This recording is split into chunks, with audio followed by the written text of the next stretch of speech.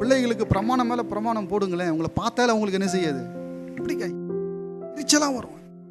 ஏதாவது சொல்லிக்கிட்டே இருக்கிறீங்க, இப்போ பார்த்து அட்வைஸ் பண்ணிக்கிட்டே இருக்கிறீங்க, என்னை ஃப்ரீயாக விட மாட்டேறீங்க. பேசாதீங்க, சும்மா இருங்க கொஞ்ச நேரம்.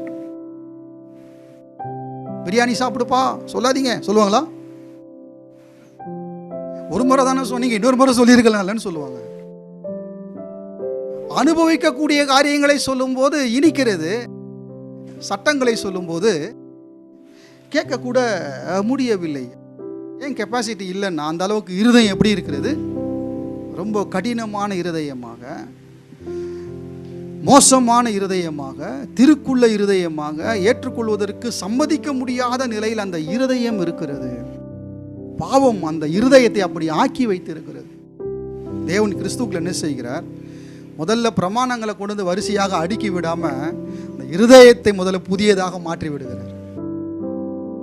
இருதயத்தை சரியாக்குகிறார், அந்த இருதயத்தை பக்குவப்படுத்துகிறார். எஸ்ராவை எப்படி இருதயத்தை பக்குவப்படுத்தும்படியாக செய்திருந்தாரோ அதே போல இருதயத்தை பக்குவப்படுத்துகிறார். இருதயத்தை பக்குவப்படுத்தி விட்டு பிரமாணங்களை கொண்டு வந்து உள்ளே வைக்கிறார்.